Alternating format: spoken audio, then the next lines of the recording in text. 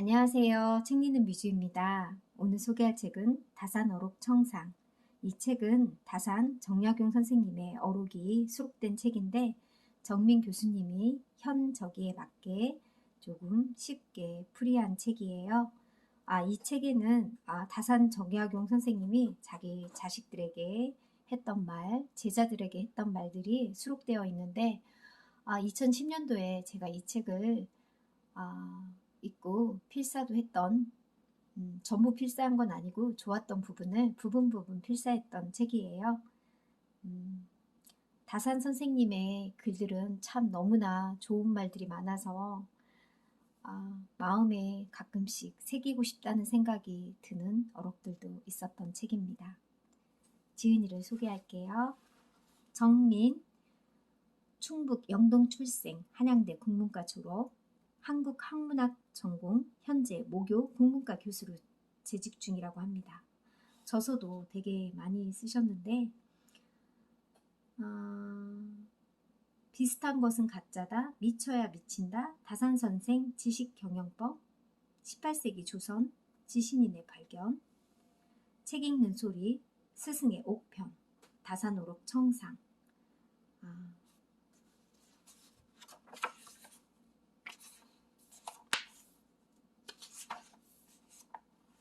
나의 다산 사숙록 글머리에 다산이 금정 창방으로 좌천되어 갔을 때 이웃에서 우연히 반쪽짜리 태계집을 얻었다.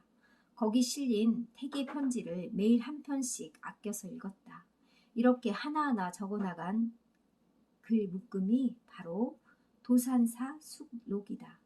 지난해 다산선생 지식경영법을 집필했다. 다산이 도산사 숙록을 쓴 것처럼 매일 하나씩을 뽑아 내 감상을 덧붙였다. 이 메모를 모은 것도 바로 이 책이다. 나의 다산사 숙록인 셈이다. 다산오록 청상은 삶의 자세 전반에 관한 성찰과 충고다. 접근의 방법이 다르고 간추린 내용이 많이 겹치지 않아 서로 보완의 관계에 놓인다. 세상은 갈수록 바빠만 친다. 사람들은 일에 팔려 마음을 돌보지 않는다. 이 와중에 긴 시간을 건너와 깊은 울림을 주는 큰 어른의 말씀을 새기고 우리의 복이요 작은 기쁨이다. 함께 나누고 싶다. 2007년 8월 30일 해당 서실에서 정민.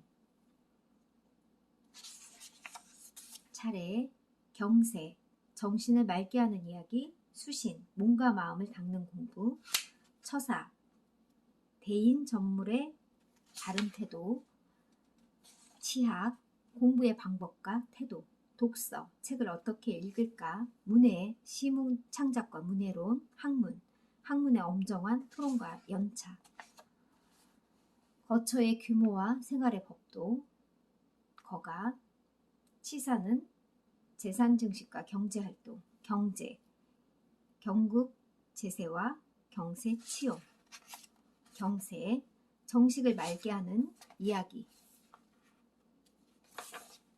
두 저울, 천하에는 두 가지 큰 저울이 있다.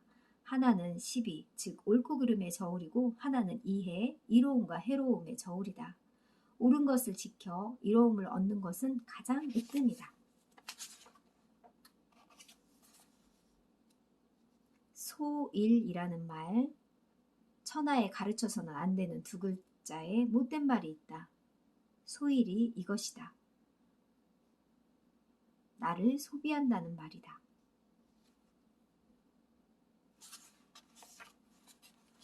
수신, 몸과 마음을 닦는 공부.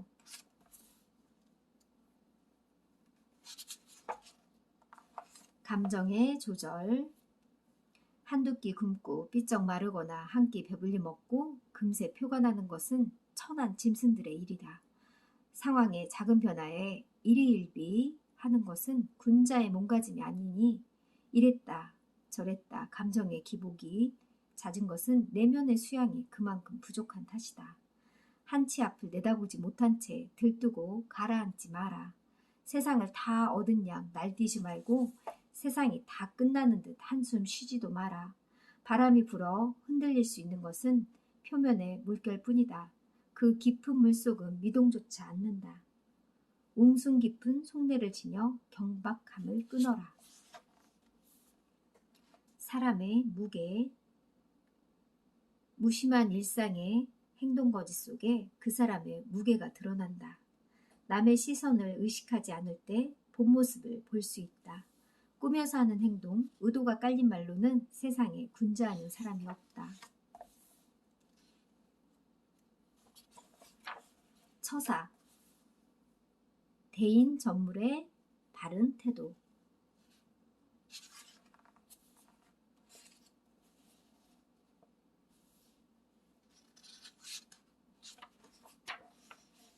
취학, 공부의 방법과 태도. 맛본 사람은 안다. 머리 아닌 마음으로 느껴야 그 깨달음이 투철하다. 깨달음의 길은 정해진 반향이 없다. 그 맛은 언어로 설명할 수가 없다. 한번 맛보고 나면 언어를 초월한다. 깨닫는 순간 모든 것이 석연해진다. 굳이 설명할 필요가 없다. 그러니 깨달아라. 하지만 그 방향과 방법은 스스로 찾아라. 먼저 사람이 되라. 공부는 대단한 벼슬이 아니다. 학문한다고 으스대는 것은 공부가 덜 된 중자다. 인간이 길과 멀어지는 공부는 공부가 아니다. 학문을 하자면 추위와 주림을 견디며 각고의 노력을 쏟아야 한다. 하지만 벌벌 떠는 천리와 배고픈 음양보다 떳떳한 인간의 길을 찾는 것이 먼저다. 자신을 들들 볶고 주위 사람을 괴롭히는 것은 공부가 아니다. 이것을 착각하는 사람이 참 많다. 자세를 바로 하라. 바른 자세 속에 성실한 마음이 깃든다. 허리를 고추 세우고 앉으면 단전에서부터 정수리로 뜨거운 기운이 밀고 올라온다.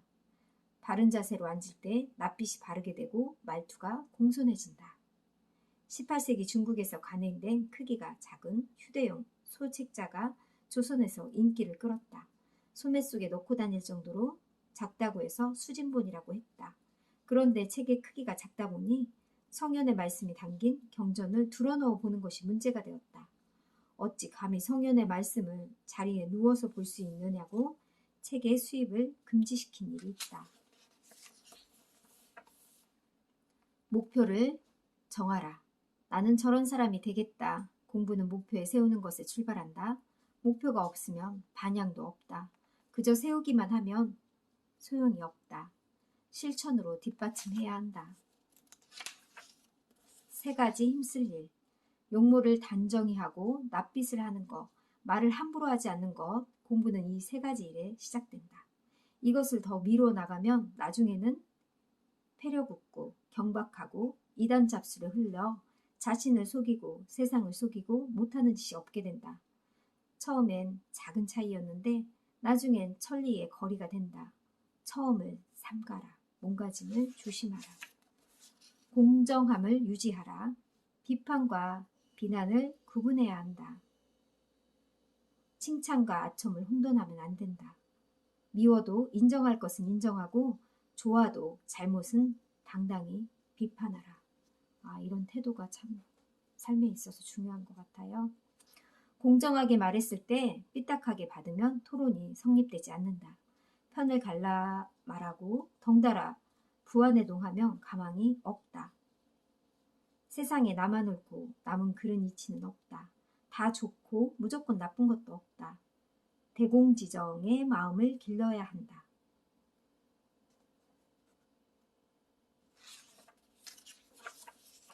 공부의 5가지 방법. 많이 배우는 것만 능사가 아니다. 의문을 품어 꼼꼼히 따져 묻고 곰곰이 생각해서 의심을 걷어낸다.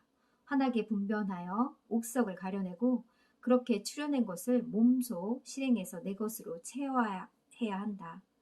학문의 보람은 이렇게 해서 나 자신을 궁극적으로 변화시키는 데 있다. 배운 데서 한 걸음도 더 나아가지 못하고 들은 것만 묵수해서 고집하면 공부한 보람이 없다. 독서. 책을 어떻게 읽을까? 1000권을 읽어도 읽기만 하는 도능독, 독서로는 책 속의 정보가 내 삶에 아무런 영향을 끼칠 수 없다.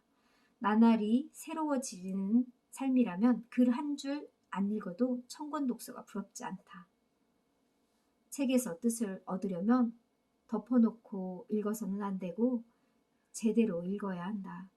새겨서 읽고 따져서 읽어야 한다. 멋대로 읽고 함부로 읽으면 사람 잡는 선무당이 된다. 뜻을 제대로 알고 문맥을 옳게 파악해서 맥락을 잃지 말아야 한다. 핵심을 놓치지 말아야 한다. 오직 독서만이. 배만 불러도 행복한 것은 짐승이다. 좋은 옷, 맛난 음식, 멋진 집은 삶의 목적이 아니다. 짐승의 삶과 인간의 삶이 여기서 갈린다. 독서를 통해서만 인간은 자신의 삶을 변화시킬 수 있다. 독서는 나뿐 아니라 나를 둘러싼 세계를 변화시킨다. 배만 부르면 그뿐인 인생, 매일매일이 똑같은 나날 속에 삶은 문득 정체된다. 독서의 방법. 대충 보아 넘겨될 책도 있고 밑줄을 긋고 메모를 해가며 새겨야 할 책이 있다. 잠깐만에 한 권을 다 읽어치울 수 있고 소가 되새김질하듯 씹고 또 씹어 음미하기도 한다. 훌훌 넘겨야 할 책이 있어 밑줄 그어 읽게 되면 금방 실증이 나고 새겨 읽을 책을 설렁설렁 넘겨 읽으면 남는 게 없다. 하물며 자세를 바로 하고 깊이 음미해야 할 책을 그저 잠 안 올 때 잠이 오게 하는 수면제쯤으로 여기면 안 되겠다. 손에서 책을 놓지 않는 것이 중요한 것이 아니라 어떻게 읽느냐가 아는 것이 훨씬 더 중요하다. 어떤 책을 읽을까? 예전 학생들이 누구나 읽었던 통감, 자치통감, 간추린, 통감조료. 중국에서는 아무도 모르는 잊혀진 책을 조선시대 내내 무슨 대단한 경전처럼 떠받들여졌다. 열심히 읽는 것도 좋지만 그것만으로는 안 된다. 제대로 읽어야 한다. 효율적으로 읽어야 한다. 다양하게 읽어라. 책 읽는데 정해진 수법이 없다. 재미있는 책은 재미있고 좋은 책은 드물다. 긴장이 있으면 이완이 필요하다. 책 읽기도 그렇다. 좋은 책만 읽으면 지루해서 실증나고 재미난 책만 찾으면 마음이 딴 데로 놀러가 버린다. 정신이 늘 탄력을 유지할 수 있도록 책 읽기에도 변화를 주어라.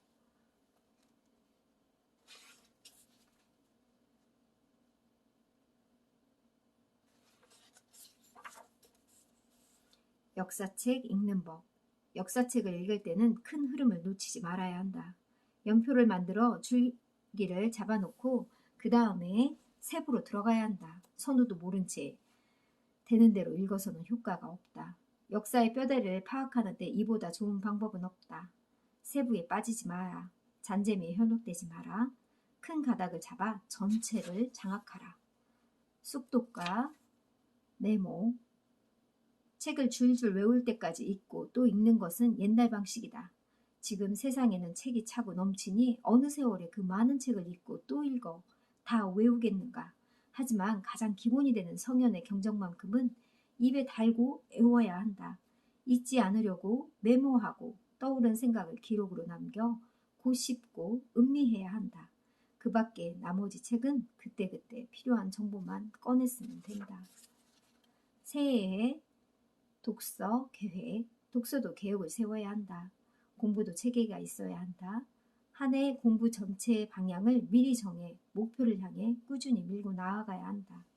읽다가 의문이 생기면 스승에게 묻고 생각이 떠오르면 기록으로 남긴다. 이런 과정이 하나 둘 쌓여 식견이 열리고 안목이 터진다. 독서의 요령, 모르는 단어 하나를만 만나도 끝까지 따져 살펴 완전으로 내 것으로 만든다. 이렇게 공력이 차곡차곡 쌓이면 어느 순간 식견이 툭 떠진다. 한 번 터진 식견은 다시 막히는 법이 없다. 아무 걸림 없이 시원스럽게 된다. 옛글을 배우는 방법. 좋은 글을 짓고 싶은가? 훌륭한 시인이 되고 싶은가? 방법은 간단하다. 먼저 속을 채워라. 빈술에는 원래 요란하다. 배우의 흉내로는 안 된다. 폰만 잡아서도 후세에 전해질 글 한 편 남길 수가 없다. 글에는 정신이 담겨야 한다.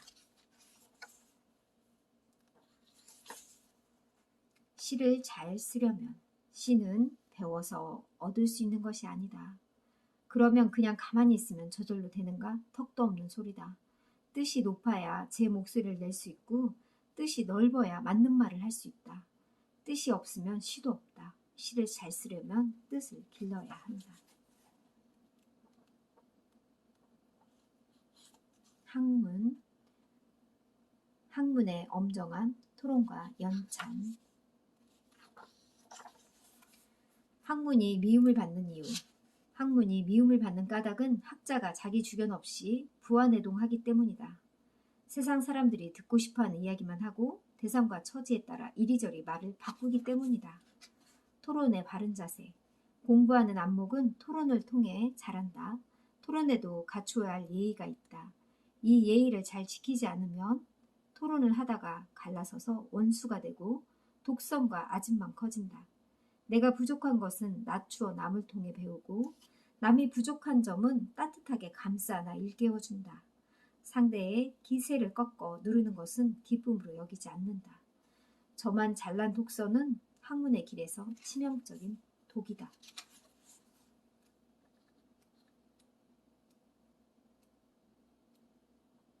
거가 거처의 규모와 생활의 법도. 거처를 정하는 법. 사는 곳을 어떻게 정해야 옳을까? 마실 물이 풍족하고 땔감이 넉넉해야 한다. 그러자면 산자락을 끼고 포근이 들어앉는 마을이어야겠다. 오곡이 고르나서 먹거리에 부족함이 없어야 한다.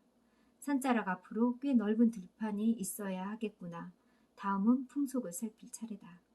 말 많은 동네가 싫고 걸핏하면 싸움박질하는 마을도 질색이다. 이 끝만 따지면 동네에서 남 속이기 좋아하고 임심이 각박하니 그것도 고약하다. 내세울 것 없이 마음씨 착한 사람들이 오손도손 모여 사는 마을이라야겠다. 냇물이 탁하고 산세가 가파른 곳은 그곳에 사는 사람들의 마음도 탁하고 강박하게 만든다. 널은 들판이 있고 풍속은 순우하며 산천은 맑고도 깨끗한 곳. 이런 곳은 어디에 없나? 땅 고르기와 집 꾸미기. 산과 물이 어우러지되 시냇물을 낀 산기 쓰기 좋다. 그곳의 혈이 맺힌 곳에 정남향으로 털을 잡는다. 서낙한 띠집을 정갈하게 도배하고 단촐하게 꾸며놓고 읽고 싶은 책을 두루 갖춰놓는다. 일상생활에 필요한 실용서, 삶의 운치를 더해줄 예술서, 인생의 정리를 담은 각종 시집들을 구비해 둔다. 향을 피해 정신을 맑게 하고 화초를 가꿔 마음을 깨끗이 한다. 사치를 경계함. 하나를 가지면 더 갖고 싶고 더 갖고 나면 다 갖고 싶다. 즐거움은 끝장을 보아서는 안 된다. 곶감을 빼어먹듯 아껴 즐겨라. 복은 조금 부족한 듯 누리는 것이 옳다.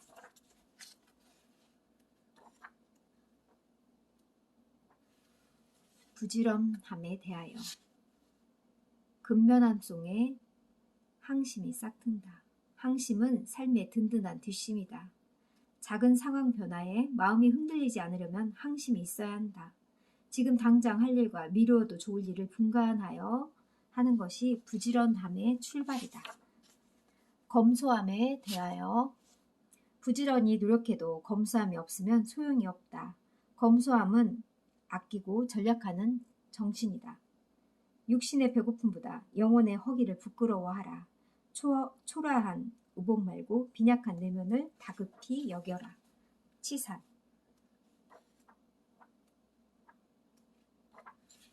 아내가 할 일. 아내는 집안의 기둥이다. 부지런한 아내와 성실한 어머니는 한 집안의 좋은 표양이다. 아내를 보면 그 집안의 가법을 알 수 있다. 틈틈이 공부하여 문화의 안목을 기르는 것도 중요하다. 안팎으로 역할을 나눠 애쓰고 노력할 때 가정이 자리를 잡아 집안을 일으킬 수 있다. 이잣돈 쓰는 일. 어진 아내는 말없이 제 할 일을 하며 집안을 일으킨다. 못난 여인네는 이웃을 돌아다니며 분란을 만들고 말 때문에 다툼을 일으킨다. 가장을 도와 빛나게 해주는 아내와 일을 꾸며 발목을 잡는 아내와 한 집안의 성세가 달려있다. 다사는 부인을 구멍나서 물이 새는 그릇에 견주었다. 그 중에서도 갚을 요량도 없이 궁하다고 이웃의 이잣돈을 끌어다 쓰는 것을 폐가의 주범으로 지목했다. 오늘이라 해서 무엇이 다르겠는가. 전략과 낭비. 큰 돈은 쉽게 쓰고 작은 돈은 아껴 써라. 짧은 한마디에 무궁한 의미가 담겨있다. 결국 남 좋은 일만 시키고 세상 탓만 하게 된다. 씹을수록 묘한 맛이 있다는 말이다. 그러니까 푼돈을 헤프게 쓰고 목돈 쓰는 것을 겁먹으면 결국 남 좋은 일만 시킨다는 그런 뜻입니다. 재물을 숨겨두는 방법.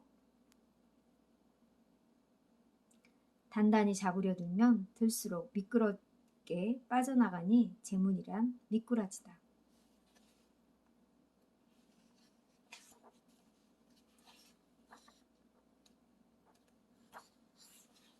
경제.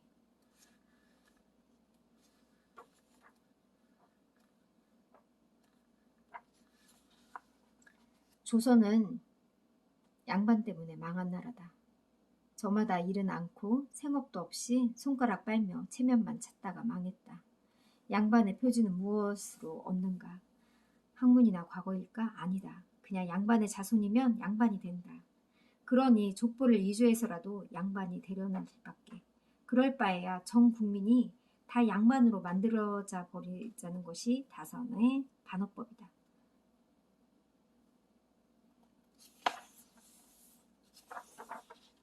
재난은 숨기면 안 된다. 쉬쉬하고 넘어가려다 문제만 커지는 경우를 종종 본다. 골물 상처는 고름을 짜내야 되는 게 맞다. 그저 두면 병이 골수에까지 차서 약으로 치료할 수가 없다. 병은 자꾸 알려야 한다. 백성을 도탄으로 몰아넣었으니 그 허물을 어찌 작다 하겠는가. 문제는 감추지 말고 드러내야 한다.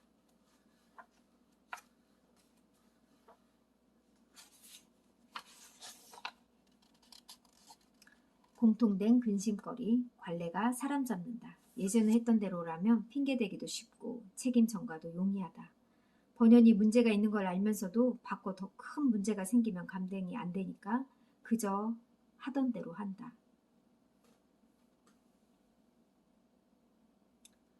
뒤에 가서 여기에 권위가 붙으면 모든 일에 적용하는 절대의 표준이 된다.